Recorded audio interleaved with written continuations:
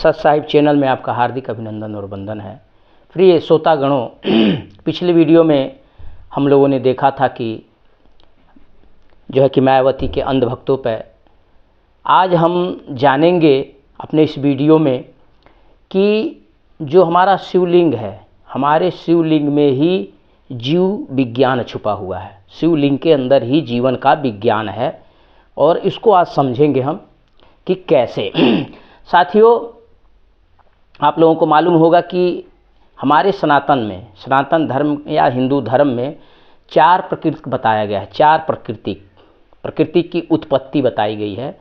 जो है कि पहला प्रकृति जो है कि बताया गया है स्वतज प्रकृति, जिसे कि ब्रह्मा के स्वरूप में दर्शाया गया है स्वतज प्रकृति को। और स्वतज प्रकृति के अंतर्गत पेड़ पौधे, वृक्ष, लता, फूल, झाड़ियाँ, ये सब जितने चीज़ें हैं वो स्वतज प्रकृति के अंतर्गत जो है कि आती हैं।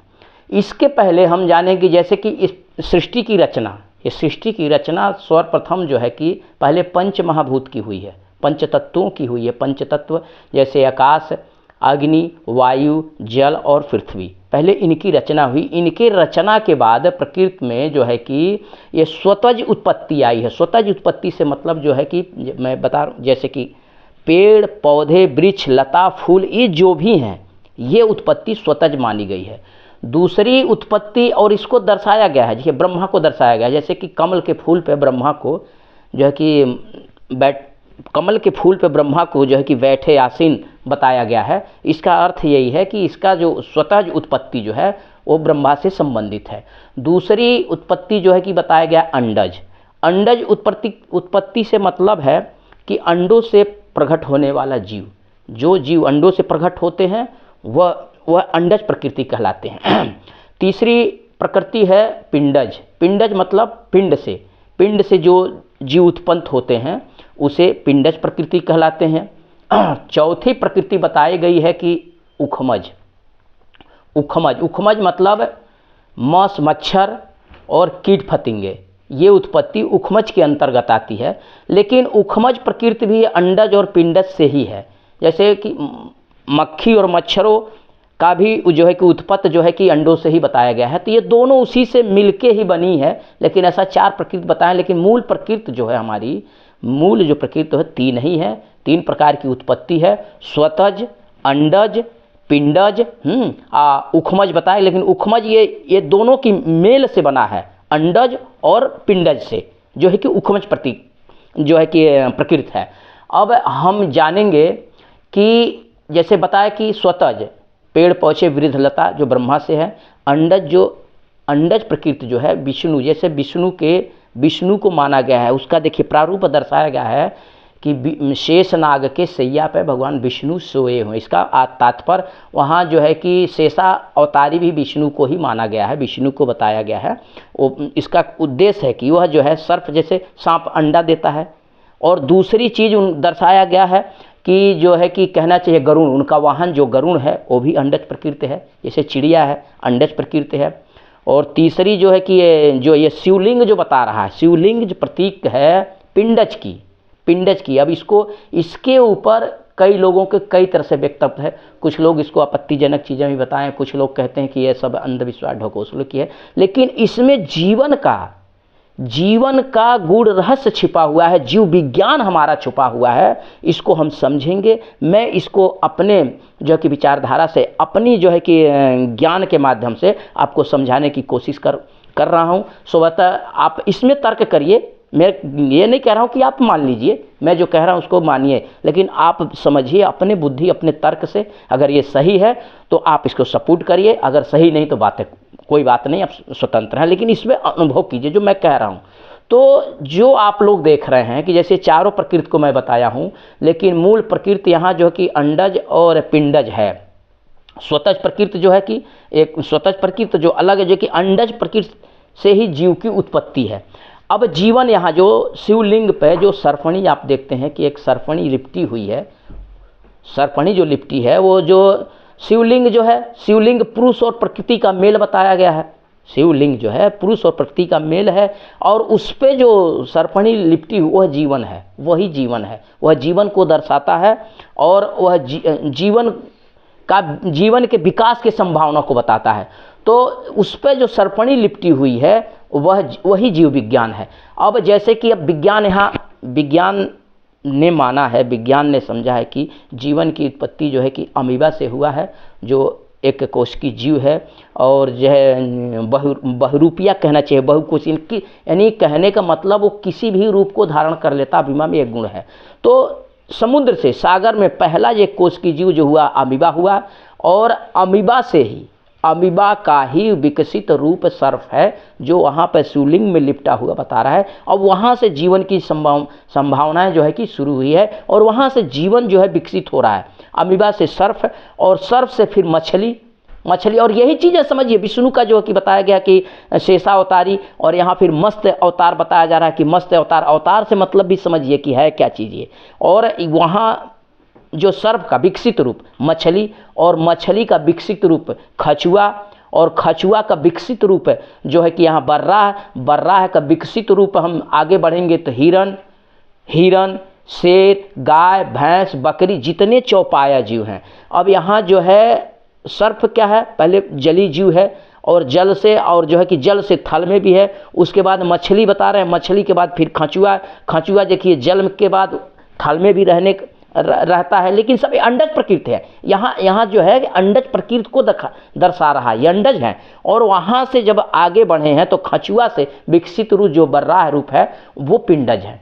पिंड से मतलब जो पिंड द्वारा जो जन्म देते हैं, जैसे पिंड जो कि शरीर, पिंड मतलब होता है शरीर, जैसे कोई जब जन्म लेता है तो शरीर, और इसमें गाय, भैंस, भेड़, बकरी, कुत्ता, ऊंट, बिल्ली, ये जितने हैं ये सब प्रकृतियां हैं, ये पिंडज हैं, और मनुष्य भी इस पिंडज के अंतर्गत आता है। तो ये पिंडज प्रकृति है।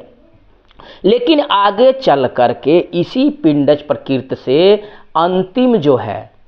अंतिम प्रकृति जो बताया गया है, अंतिम मनुष्य, यानी इनसे होते हुए गाय, भैंस, भेड़, बकरी से होते हुए फिर बंदर है, और बंदर से विज्ञान कहता है कि मनुष्य जो है बंदर से ही उसकी उत्पत्ति है, बंदर से ही जो है कि मनुष्य जो हुआ है। और उसको हम कह सकते हैं कि मानव जो है बंदर का एक कहना चाहिए वंशज है, और बंदर का ये जो रूप हमारा मनुष्य का जो रूप है वो विकसित रूप है। तो हम अमीबा से लेकर के पूरा इसी को देखिए 84 लाख कोटि योनि है, जो यही दर्शा रहा है कि अमीबा से जीवन चला है, अमीबा से जीवन चलते हुए और अंत तक बंदर से आके फिर यह शरीर रूप जो है मनुष्य का शरीर रूप धारण किया है, और जिसे इस रूप को ही ब्रह्म कहा गया। अब यहाँ लिखा रहा है कि मनुष्य ही ब्रह्म है, मनुष्य को ही ब्रह्म बताया गया। तो जी हाँ, आपको मालूम हो कि मनुष्य से बड़ा ब्रह्म है या मनुष्य से बड़ा ईश्वर किसी को बताया नहीं कि न कोई दूसरा है, और मनुष्य से बढ़कर शैतान हैवान भी नहीं कोई दूसरा है। इसमें यह दोनों गुण हैं। मनुष्य के अगर नैतिक कर्म हो, विचार अच्छे हो, नैतिक कर्म हो तो वही ईश्वर कहलाता है, अनैतिक कर्म अगर करता है तो हैवान और शैतान व राक्षस कहलाता है। तो यह मनुष्य जो है इस सृष्टि का सर्वोत्तम जीव है, समस्त जीवों से जो है कि सर्वोपरि है और विकसित है। इसको फिर कह रहा है कि बड़े भाग मानुष तन पाए, मनुष्य का शरीर बड़े मतलब समझिए कि हम अमीबा से चलते हुए ये कोटि 84 योनियों को भटकते भटकते यह शरीर मिला है, यह जो है शरीर मिला है। और यह शरीर पाने के बाद हमारा अपना नैतिक कर्तव्य है। अब यहाँ कि पशुओं में बताएगा कि पशु, पिछले वीडियो मैंने बताया था कि पशु सिर्फ अपने पेट भरने और जो कहना चाहिए भोग के बारे में सोचता है, और उसका जीवन का कोई कर्म नहीं है, कोई कर्तव्य नहीं है। लेकिन मनुष्य अपने जो है कि भोजन या अपने पेट के लिए तो सोचता ही है, लेकिन दूसरे के भी बारे में विचार रखता है, दूसरे के बारे में भी सोचता है। इसीलिए इसके सर्वोपरि जीव और बुद्धि जीव जो है कि जीवों में गणना की गई है। तो साथियों, मेरा कहने का मतलब यही है कि जो संकेत, जो शिवलिंग में जो संकेत आपने देखे हैं कि सर्पणी है, और वह सर्पणी से मतलब उसी जीवन से वह जीवन की संभावनाओं को दर्शाती है, और वहाँ से जीवन विकसित होते हुए यह शरीर मिला है, और यही शरीर ईश्वर का स्वरूप है। जी हाँ, ईश्वर अगर हम देखें तो ईश्वर किन्हें कहा गया है या परमात्मा किन्हें कहा गया है, तो परमात्मा मनुष्य को ही कहा गया। मनुष्य में महात्मा बुद्ध हुए जो कि ईश्वर हुए, मनुष्य में मूसा हुए जिन्हें कि खुदा कहा गया, मनुष्य में ईसा हुए जिन्हें गॉड कहा गया, मनुष्य में गुरु नानक हुए जिसे जो है कि गुरु ग्रंथ साहिब कहा गया, मनुष्य में राम कृष्ण, जितने लोग भी आते हैं, साईं हुए, सब यह मनुष्य ही थे, मनुष्य ही कबीर थे, मनुष्य में कहना चाहिए रविदास थे। तो ये सब मनुष्य थे और ये जो है कि एक श्रेष्ठ, कहना चाहिए कि श्रेष्ठ मनुष्यों में इनकी गणना है। और दूसरे भाषा में हम कहें तो इन्हें ही ईश्वर लिखाया गया है, यही जो है ईश्वर की है। अब यहाँ जीवन की संभावनाएं जो हमारे जो इसने बताया शिवलिंग में, मैं आपको समझाने की कोशिश किया हूँ कि ये क्या चीज़ है। अंडज और पिंडज दोनों प्रकृति का मेल उसमें समागम बताया गया है।